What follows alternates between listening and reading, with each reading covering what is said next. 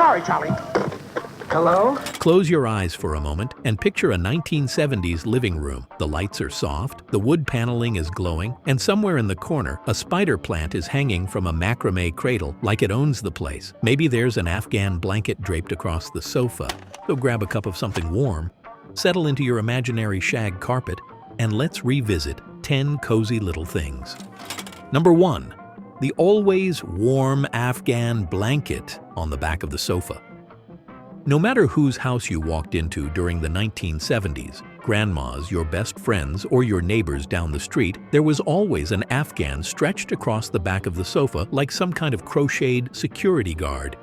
Usually handmade by an aunt or a crafty neighbor, these blankets were an explosion of zigzags, chevrons, harvest colors, and yarn textures that seemed specifically engineered to trap warmth. They somehow always felt warm, even before you pulled them over your lap. The striped patterns soaked in every bit of sunlight that came through the window, and by evening they still radiated that same gentle heat. Curling up under one during a snowy afternoon felt like stepping into a time capsule of pure comfort. Everything, TV movies, sick days, Sunday naps, just felt better with that familiar Afghan draped across you. Number 2. The ceramic mushroom canister set. If your kitchen didn't have a mushroom canister set in the 1970s, was it even legally considered a kitchen? These whimsical little containers, often cream-colored with hand-painted mushrooms, tiny snails, and orange tops, held everything from cookies to sugar to whatever mom wanted to hide from dad. They sat proudly on the counter like functional artwork, part storage system, part decor. Something about them felt warm, woodsy, almost fairy tale-like, as if your kitchen was a cottage in the middle of a very groovy forest. And people loved them. These canisters became wedding gifts, housewarming gifts, and "I saw this at Sears and thought of you" gifts. Even now, seeing one at a thrift store can instantly transport you back to kitchens where the coffee smelled strong, the vinyl floors were sticky, and the mushroom canister kept all the good cookies. Number 3. Amber glass. Everything. In the 1970s, amber glass had a chokehold on American homes. Glassware, bowls, tumblers, candy dishes, you name it, it probably came in that warm, honey-colored tint. When sunlight hit those glasses in the morning, it cast a golden glow across the whole kitchen table like you were eating breakfast inside a sepia photograph. And of course, everyone's mom had a set reserved for company. They clinked differently than regular glasses, sounding richer, deeper, almost ceremonial. Even water tasted fancier out of them. Amber glass gave every home a warm, cozy shimmer, especially when paired with the decade's favorite backdrop, wood paneling. Number 4. Wood paneling plus shag rugs. Do you need carpet? Buy where the dealers buy and save. Choose from our wide selection in stock: Armstrong, Coronet, Monticello, Wonder Weave, and other famous quality brands. Every 1970s living room felt like a cozy den because of two things: the ubiquitous wood paneling and those deep plush shag rugs that threatened to swallow your feet. The paneling came in every shade of brown, from slightly damp walnut to full cabin in the woods, and somehow it made even the chilliest winter night feel warm. Add a shag rug in avocado, pumpkin, or burnt orange, and suddenly you had a room that absorbed every sound and every step. Kids sprawled across that rug doing puzzles, dogs napped in it like quicksand, and toddlers spent half their life pulling Cheerios out of it. Between the textures, the colors, and the softness, it was the ultimate 70s comfort zone. Number 5. The giant wooden salad bowl set. This was the crown jewel of every respectable 1970s dinner party. The massive carved wooden salad bowl with its matching tiny individual bowls. For some reason, salads simply tasted different when served from these bowls. Earthier, fancier, almost too sophisticated for iceberg lettuce and French dressing. The large bowl usually lived in the highest kitchen cabinet, saved for holidays, company, or that one dish mom called her specialty. And at the end of the meal, everyone washed them with the gentleness of museum curators because the wood wasn't supposed to soak.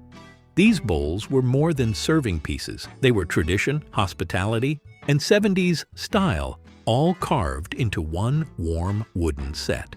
All right, if you've watched more of my videos than the number of times you tripped over a phone cord in the 70s, it might be time to subscribe. I'll keep serving the nostalgia. You just hit that button and we'll call it even. And if you're on Facebook, come join the retro-loving community over there. We've got memories, photos, laughs, and probably someone still arguing that Harvest Gold was the superior kitchen color. Number 6. The houseplant jungle. Spider plants, macrame, the whole vibe. How do you like the sun today, sweetheart? It takes more than loving talk to make a plant flourish. It takes New Green Earth Total Care for indoor plants. New Green Earth indoor plant food with the major nutrients potted plants need. Before we had Pinterest plant walls, the 1970s had something far better, the indoor jungle. Spider plants dangled from macrame hangers your aunt tied by hand. Philodendrons stretched across bookshelves like leafy snakes. Ferns took over corners of the room. Every windowsill was a greenhouse. And because sunlight loved those amber glass vases, you could find cuttings rooting in warm golden jars everywhere you looked. The greenery made homes feel alive, vibrant, and incredibly cozy. It was the decade where every living room looked one step away from being a set for a nature documentary. Number 7. The wall phone with a cord long enough to lasso a cow. Come on, 3 seconds, 2 seconds, 1 second. Sorry, Charlie. Hello?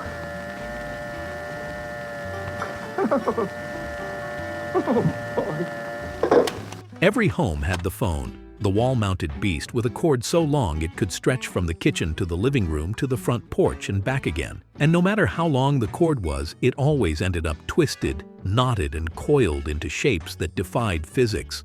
It was the soundtrack of the decade, too. The loud cling-clang of the rotary dial, the ring that startled the entire house, and the whispered late-night phone calls, while the cord scraped across shag carpet. That phone wasn't just communication.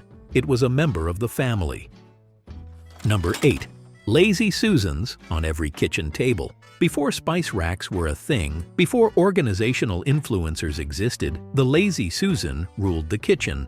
This spinning platter, usually wood or plastic, sat in the middle of the table loaded with salt, pepper, napkins, honey, ketchup, mustard, and whatever else needed a home.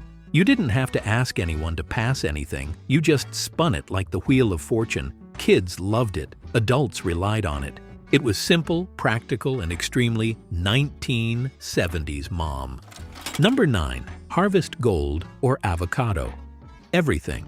One way to save electricity. Close the refrigerator door. And the refrigerator you buy makes a big difference. This Americana energy-saving refrigerator uses a little more electricity per day than a 100-watt bulb. In New York City, where rates are high, that could save up to $100 a year. If your kitchen wasn't Harvest Gold or avocado green, it needed to explain itself. These colors dominated refrigerators, stoves, Tupperware, curtains, blenders, and even trash cans.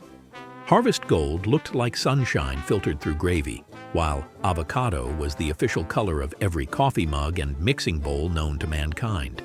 Combined, they gave kitchens a warm, earthy feel, retro, cozy, and unmistakably home. Today, they're vintage icons. Back then, they were just normal.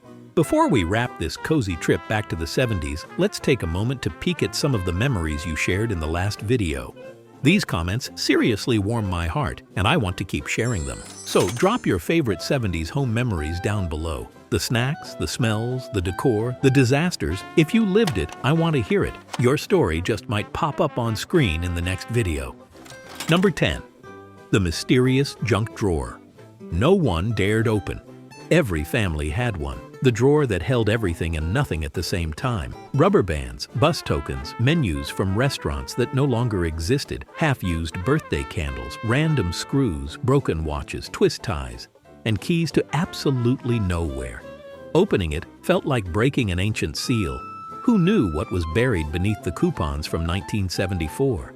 But on the rare occasion you did dig through it, you found tiny treasures, forgotten tools, and sometimes exactly what you'd been missing for months. It was chaos. It was comfort. It was the soul of the house, in a drawer.